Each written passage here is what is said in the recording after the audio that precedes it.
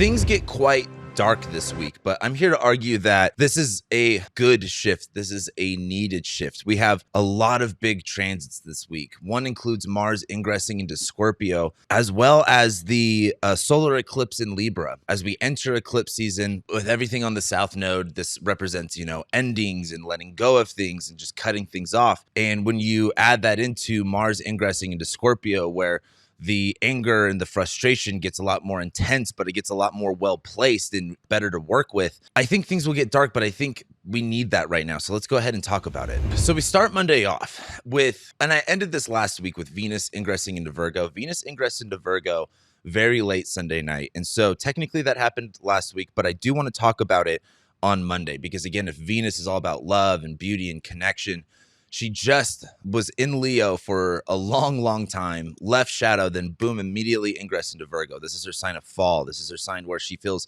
a lot more uncomfortable. If Venus is about fun and pleasure, Virgo, there's a little bit of criticalness to it. There's a little bit of uncomfortableness. There's a little bit of insecurity with it. But what is nice about Venus and Virgo is it's not necessarily focusing on, the standard ways that we think of beauty or fun or pleasure, but Venus and Virgo is very thrifty. Venus and Virgo knows how to connect things that wouldn't necessarily be, or in an orthodox sense, like beautiful or fun. And she knows how to make these areas of life that typically wouldn't be fun, more pleasurable, more enjoyable. And so as we have Venus going into Virgo on Monday, there is this bigger shift that we start the week off with. There is this very long buildup into a new energy. When Venus was in Leo, she was there for a couple months. So I just think starting the week off with a completely different vibe in the whole Venus sector is striking. The other thing that we have going on Monday is the moon is going to be making a square to Uranus. So while the moon is in Leo and we are feeling a little bit more prideful, we are feeling a little bit more confident, the moon will be making that square to Uranus. And there's I say the same thing almost every single time. There's a level of unpredictability. Pride comes before the fall. And I look at the moon in Leo making that square to Uranus where, hey, you might be on your high horse and then something might kind of go awry. Something may not necessarily go to plan. And are you going to let that thing absolutely, throw you in for a loop and make you really not enjoy what you're doing? Or are you just going to be able to, ride it off? Are you just going to be able to go with the flow, essentially? And so I think as the moon's in Leo making that square to Uranus, just know that we might be really sensitive about, how we feel and our confidence and our ego, and something might disrupt that. And I would suggest on Monday to just kind of let things play out. There might be a big shakeup, but you can't really let that affect your confidence. It's easier, it's much more sexier and smoother to have things just roll off. And, if something gets disrupted, make it a part of the show. But then we get into Tuesday and we have our next highlight. Well, first we have the moon ingressing into Virgo, and it will first actually go opposite Saturn, and then it will conjoin Venus. But we have our second highlight of the week, which is Venus opposite Saturn. And I think this transit adds a little bit to the darkness of this week. And, when I say darkness, I don't mean this from a fear-mongering perspective. I mean this from hey, this is a time, astrology is just literally like the weather. It's hey, just because it's today, it's really cold and not rainy, but it's really cold and overcast here in Denver, which is weird because it was 80 degrees the other day, and it's going to be 80 degrees again here in a couple days. But what this really is an uncomfortability. And when Venus is in Virgo, and again, she's about pleasure and she's about want, but she's fallen in Virgo where there's too much analysis. There's too much, nitpicking. She goes opposite Saturn in Pisces. And Saturn is, again, known as the greater malefic. Saturn is about rules, regulations, responsibility, maturity, authorities. Saturn does rule darkness, and Saturn does constrict things. And with Saturn in Pisces, I've, pretty much been saying the same thing. Saturn in Pisces is where the restrictions are, or where the limitations are very permeable. It changes from day to day. It changes from event to event. And an opposition is a Mexican standoff, essentially. These two planets are at odds with one another. Venus in Virgo is saying, I need to be more specific and detailed about what I can make just a little bit better. What can I make just a little bit better? And Saturn in Pisces is not going to give you the answer to that. Saturn in Pisces is saying oh, it's not just oh, it's just this one thing, fix this and you're going to be good to go. It's one of those things where, how people can't stand just having a question in their mind that they can't answer. I mean, I would argue I'm one of those people where I really like to know the answer to like riddles or something like that. This energy is like you're going to be sitting in the unknowingness, and it will make you uncomfortable because there's a want and there's a desire to be more specific and be more nitpicky. But Saturn and Pisces is like, no, you're not going to get that truth yet. And I think the other thing about it is Saturn and Pisces is very like internal, right? Internally, spiritually, on the more like feminine, on the more yin side of our lives. That's kind of Pisces, like in terms of spirituality, faith, and hope. And Saturn is like, one, there's some restrictions there, but two, we need to really lean into that. That's where like the responsibility, that's where like the maturity comes in, is like tapping into that and saying like, what do I need on a more internal spiritual level? How do I trust the process is something that I've been thinking a lot of in Saturn and Pisces. Like, how do I trust that, the unknowingness? And as Venus goes opposite Saturn, there's this not fun energy to it of like, but I want to know the answer. I want to know how I can be better. And maybe there isn't necessarily a solution or an answer to how you can be better, or how the solution or what the solution is, or how you can enjoy this process more. And I think it's powerful that the moon will ingress into Virgo and conjoin Venus and go opposite Saturn on this day. So this day is really highlighted with this opposition. The way I would have this, like, again, the moon going into Virgo, the moon is going to be our emotions, our body, and it's going into Virgo. So again, analysis, detail, organization, communication. It's going to be conjoining Venus, where we're saying, okay, now we're shifting into this story, but the moon will also go opposite Saturn. There's a uncertainty as to what is the right solution. Let's say you have plans A through B through C through D, and you're not really sure which one's going to be the right one, but there's something in you that needs to know that right answer. And I just don't think that you're going to necessarily get it, and you just have to trust which one you think is going to be better. And I think the other hard part about Venus and Virgo is knowing that like you can only perfect something so much. Like when you're an artist, like again, I've been dealing with this with my music, which again, I know like I bring it up too much, but there's a certain moment where you have to just stop and say, this is done. There's a certain moment where you have to just say, this is as good as it's going to get. Like anything more and it's going to ruin the song. Like last week, I would have talked about Venus and Virgo and like over plucking your eyebrows. Like there's a certain moment where you just need to stop. And I think Tuesday is really this awareness and realization of like, where do I just need to stop? Where do I just need to know like this is good enough and this is fine how it is? And I have to trust that. So then we get into Wednesday. And on Wednesday, what is nice is that the moon is going to be making a trine to Jupiter while it's in Virgo. So the moon, we are still like more connected to being more, organized, more detailed, more analytical. And there's something that's like very securing about that. Like I always talk about the moon in Virgo, and especially now that the moon's like almost in its dark phase at this point. Like, what are we getting ready for this eclipse? What are we organizing? This is a great eclipse to get rid of a ton of stuff, let go of a ton of things, really move on from something. Like this is our first solar eclipse where everything's focused on Libra. And of course the South Node is there. So this is like a really good time to prepare to get rid of everything, do a lot of really deep cleaning, really go through your closet and start packing up stuff to get rid of. But the moon will be making a trine to Jupiter. And so the moon trining Jupiter, I think there's some hopefulness. I think there's some positivity there, especially with Jupiter just being in Taurus, where again, it's like the long game here. What do we actually value?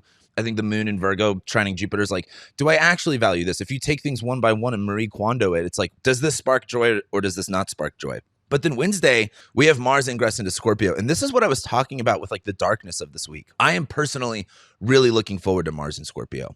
Mars has been in detriment in Libra on K2 for the past month and a half. Mars is about fights and conflicts, our ambition and our energy. And it was in detriment in Libra. It was not accessible because of other people. It was not accessible because there was this unwillingness to fight. There was this unwillingness to pursue. And then Mars can join K2 where there was this I have to get rid of this. I can't let other people's actions dictate my own energy. I can't let other people's influence dictate my energy. And as Mars goes into Scorpio, that completely flips. Mars, again, fights, combativeness, aggression, ambition, being driven, goes into its home sign of Scorpio.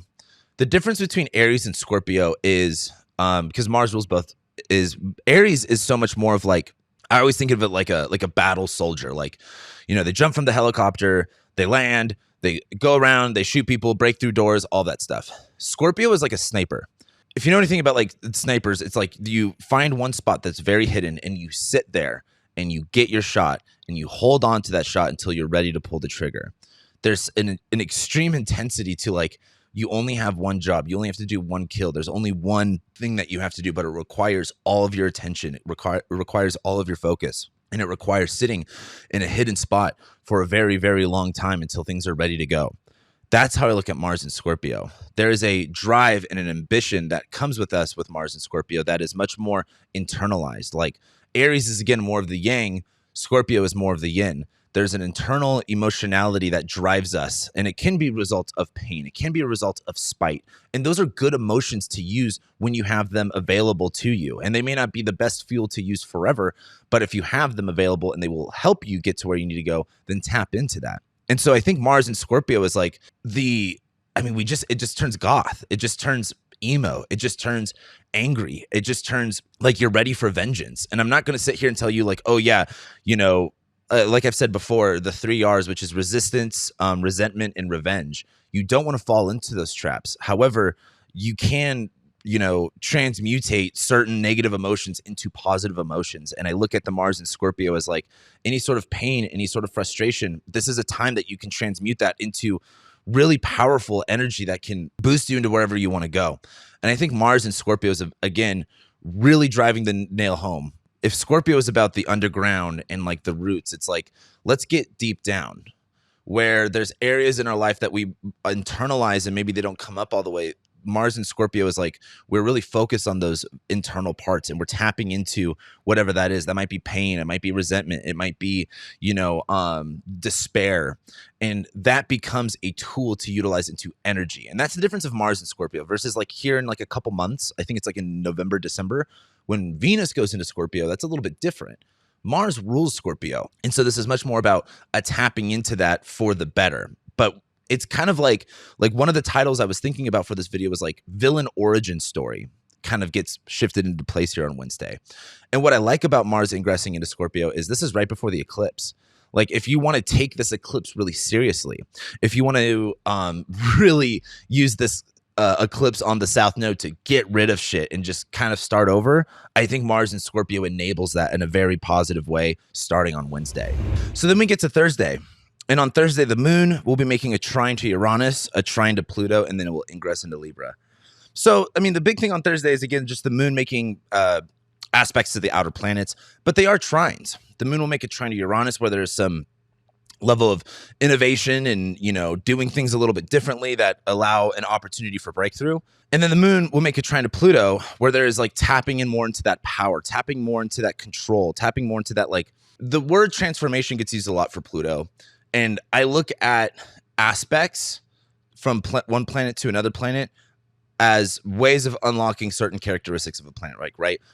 I would argue a conjunction to Pluto is much more representative of like a transformation, maybe in opposition or a square. Like I would look at a rough transit, a harsh aspect to Pluto as a transformative one, versus I would look at a positive aspect to Pluto as a more powerful one, is like tapping into more of the power. So I think as the moon, makes that trine to Uranus and there's kind of like some innovative thing that randomly happens that ends up working out in your favor in terms of organizing and detailing and communicating, the moon will make this trine to Pluto where that kind of just allows us to tap more into this like power. And then the moon will ingress into Libra where it is now in the dark moon phase before we get the solar eclipse in Libra. The only thing with the moon ingressing into Libra is like I could sit here and talk about, oh, the moon's in Libra, so now we want more balance, we want more harmony, we want more peace, we want to be able to work together with other people, which is all kind of true.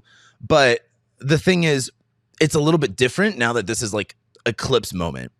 The moon ingressing into Libra, there's a more of an emotional connection to our relationships, to the people around us, to what is fair, what is peaceful, what is in balance. And I just think as we get into this eclipse, there's more of a connection with like what is imbalanced. Where do we need to shift the scales? Where do we need to move the scales? And I think the moon in Libra is going to be connecting more with realizing what is not in balance, realizing where we do need to tip the scales a little bit. And that brings us to Friday. And I think that's the more important thing because on Friday, the moon will conjoin Mercury. And again, the eclipse is on Saturday. So on Friday, the moon will conjoin Mercury, and this is much more of a mental connection to like what is not in balance, what is not fair, what is not peaceful, what can we do that is going to bring things more together. And so as the moon's conjoining Mercury, there is there is something to say about connecting with people emotionally through communication. Like, what do you need to say to other people? Where do you need to either extend the olive branch, or where do you need to like tell people, hey, this is over, this is done, we're moving on. The moon is all about like our emotions, right? And the moon does rule communication. There's like a lot of things that rule communication in astrology, but there's also a lot of different ways to communicate with someone. And it's going to conjoin Mercury, which actually rules, again, communication. It's in the sign of Libra. We are talking about like literally one-on-one relationships. We are talking about another individual.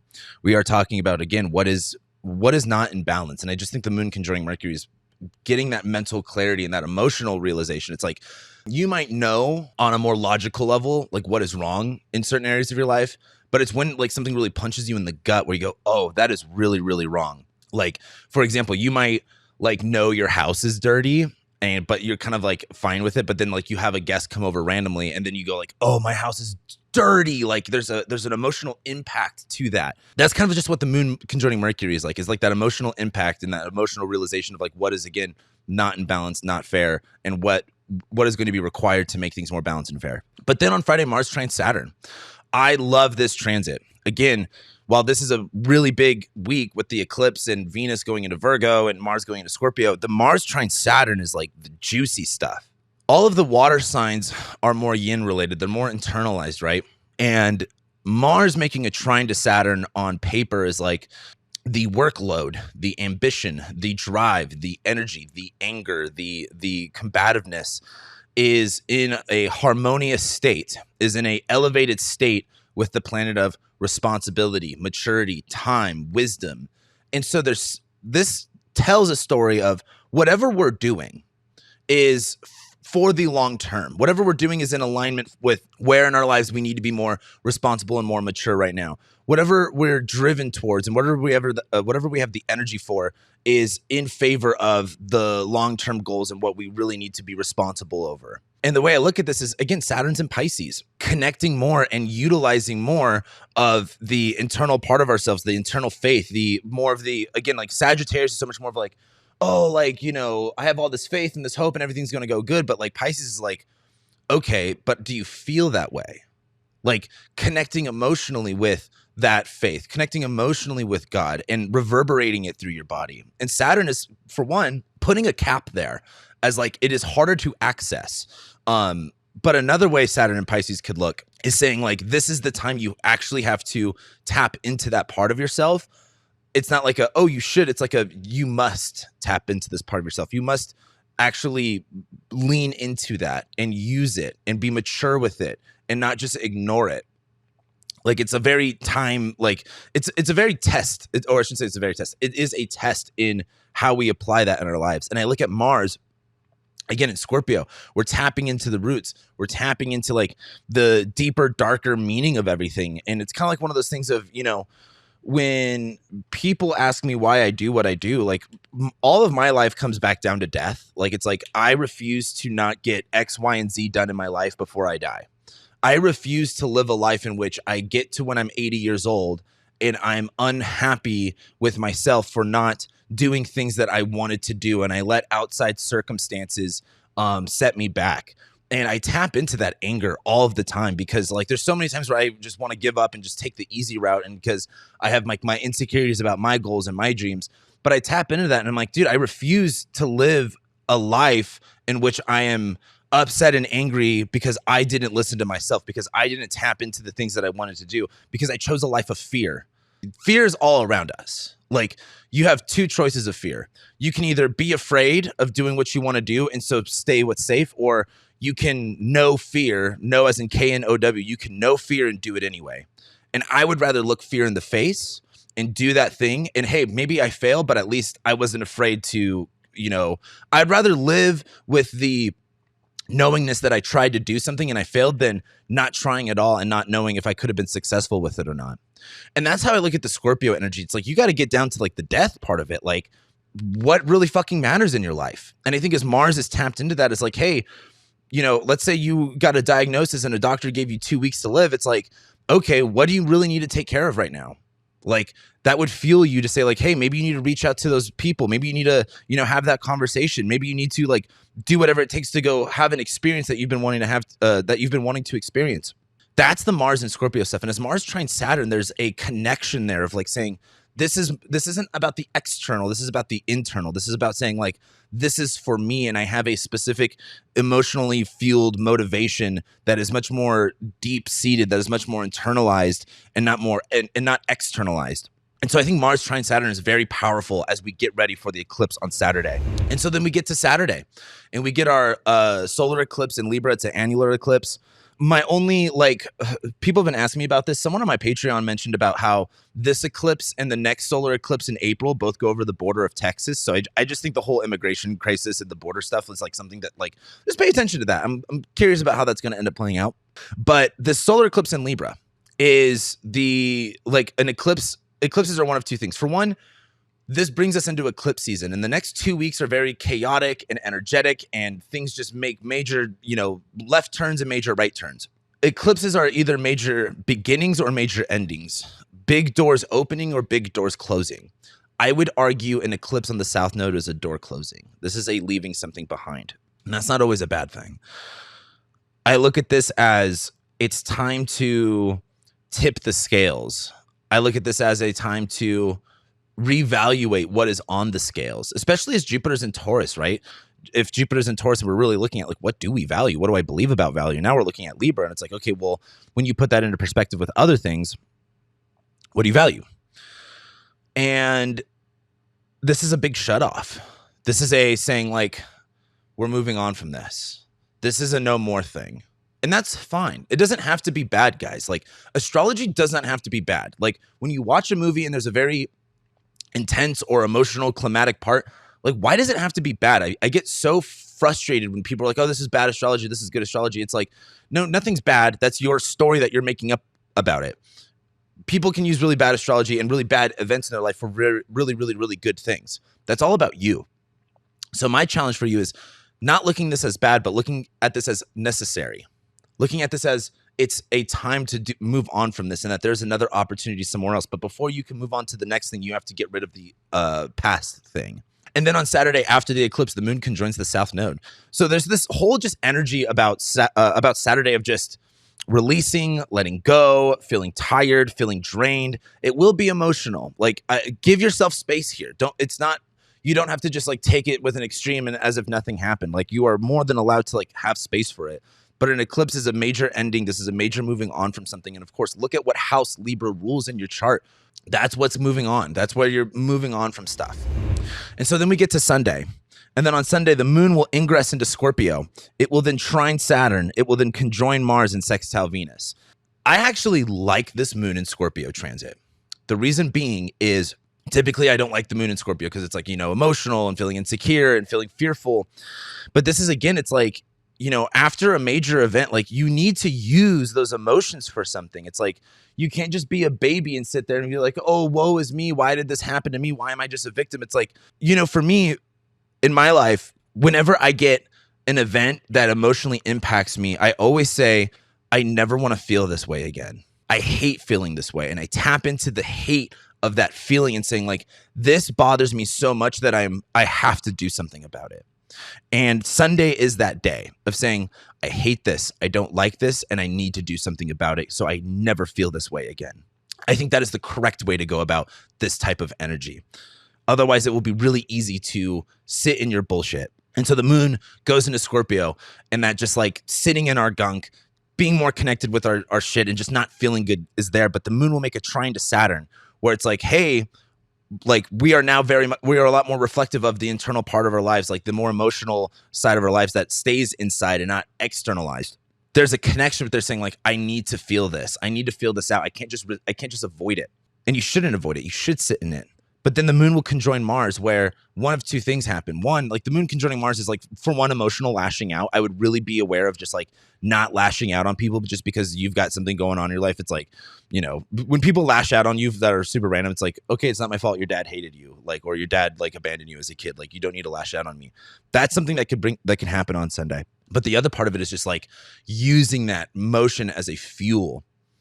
And again, just tapping into that more powerful part of ourselves. And then the moon will make a sextile to Venus, where there is much more of a connection with Venus in Virgo wants to like make all the little tiny details perfect. And I think the moon sextiling Venus is like, okay, what can I do better here? What can I do better there?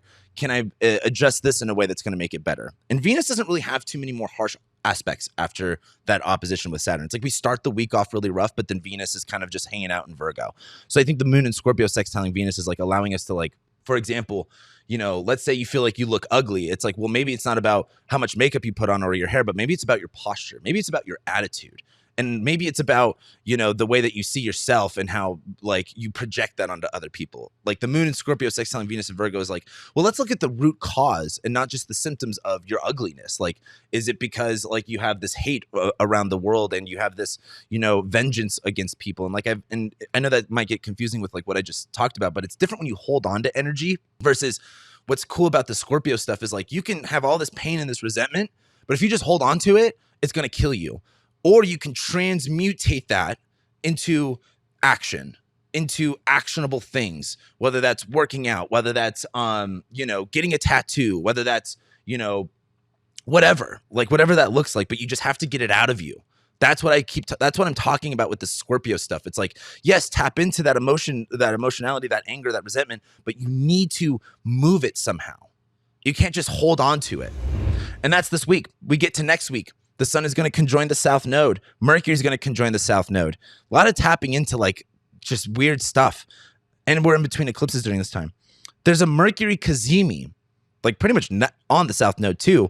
So there's a lot of clarity on like what that whole situation is. And it will be squaring Pluto. So that's going to be a little bit of a challenge mentally.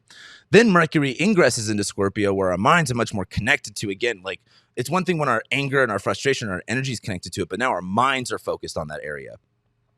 And then Venus trines Jupiter. And I think Venus trines Jupiter is kind of like the fun highlight of next week where, you know, it's the two benefics making a great aspect with one another. Sure, Venus is fallen, but she's trining Jupiter, who's in her own house. So there's kind of like this lifting Venus out of like this uncomfortable area. So with that being said, I love and appreciate you guys, and I'll be seeing you next week.